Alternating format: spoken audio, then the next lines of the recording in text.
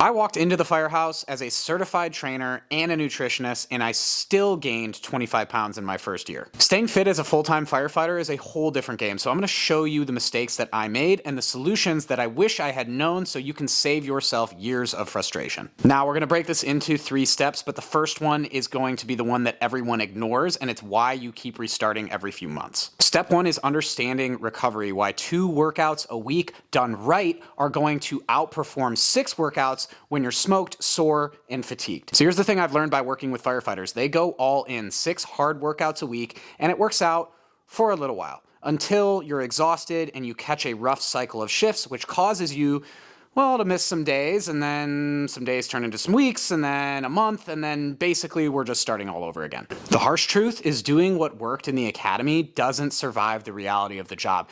That got you in shape before because it was done with a consistent schedule and you had 8 hours of sleep every night. Now, when you're running calls at 2 in the morning for lift assists with MMOS stuck between the toilet seat and the bathtub, well, 6 intense workouts doesn't really end up building you up. It ends up burning you out. Like I said before, this was my reality. I gained 25 pounds in my first year and I was doing everything right.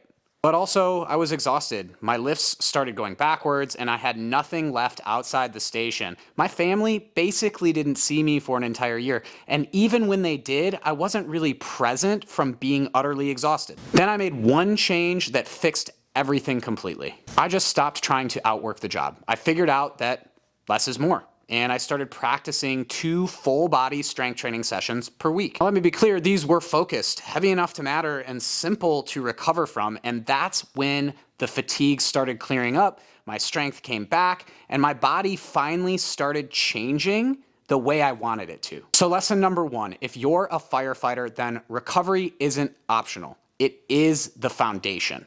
All right, so here's the thing. 2 workouts per week is enough, but only if they're the right 2 workouts, because 2 random sessions won't build fireground strength or protect your joints from injury. So next, let's talk training, the exact workout structure I use to build firefighter strength, stay durable, and keep the injuries at bay. Think back to the academy, those workouts are typically CrossFit style, which is high intensity, max effort workouts, which work to pass the CPAT, but long term, it's not really sustainable on shift work, especially when you get 6 calls after midnight. And then of course there's the other extreme, which is the looks only bro split, which can build muscle for sure, but it's not necessarily going to build durability and longevity. Firefighters need training that protects joints and builds patterns that are actually used on calls. Trust me, I learned this lesson the hard way when I was on probation, and the injury was, like, honestly humiliating. We were cleaning up after an event at the station, and I picked up a table, felt a pop in my lower back, and not only did I get sent home with weeks off,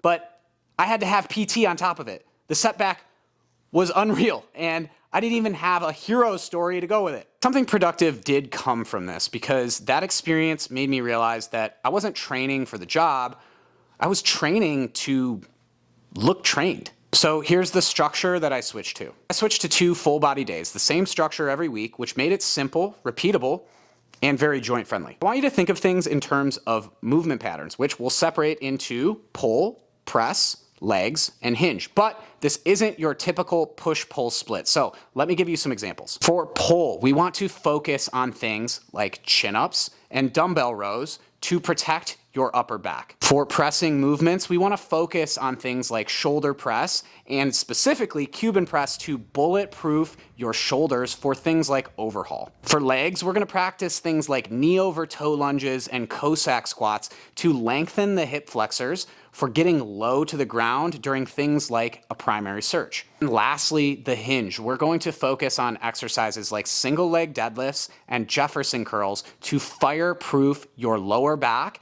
against chaotic lift assist situations. When you start training this way, not only are you focusing on recovery, you're actually training in a way that translates directly to the job you do as a full-time firefighter. So here's lesson number 2. We have to stop training like we're prepping for the academy again or for a photo shoot. Train like you want to be strong and unbreakable for the rest of your career and into your retirement. All right, so we've got the amount of training and we've got the structure dialed. Now here's the make or break it piece for fat loss, which is the cardio trap. And not because cardio is bad, but because most firefighters don't realize how it ends up hurting fat loss. Again, this was me. I used to think that fat loss was simple. You just do more cardio, you burn more calories, and I kind of played it that way for a long time. But nobody ever told me that long intervals of cardio doesn't actually burn fat at all. It causes weight loss in the form of water and muscle. Not only was it not effective, but a ton of hard cardio usually backfired. I dealt with more hunger,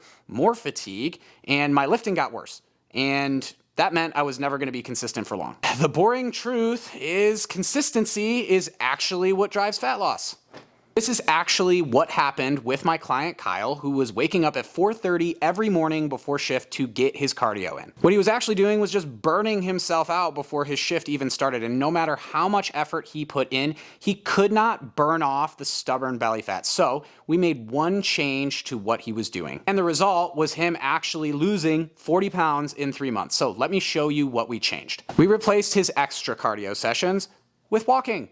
We set a daily goal of just 10 to 12,000 steps per day, and the fat started melting off of him again. The reason that this works is that walking does use fat as a fuel source because your body is operating at a lower demand and it actually has time to use it. What you have to understand is that fat burning is a slower and less efficient energy system. When you do things like HIIT workouts, HIIT training, your body doesn't have time for it. It goes right into the most efficient energy source, which is glucose stored in your muscles. So remember, the goal is fat loss, not weight loss. And as a bonus, walking doesn't spike your hunger, it doesn't hurt your recovery, and it doesn't burn you out when you're already taxed from a long shift. So lesson number 3 is this: stop trying to win the fat loss game with max effort cardio, and instead hit a daily step goal. You'll recover better, be less hungry, and you'll actually stick with it long enough to see the fat come off. Okay, quick recap. If you want fat loss as a firefighter to feel simple, then follow a 3-step system. All right, number 1, recover first. Lift 2 days a week so you can actually adapt to stimulus.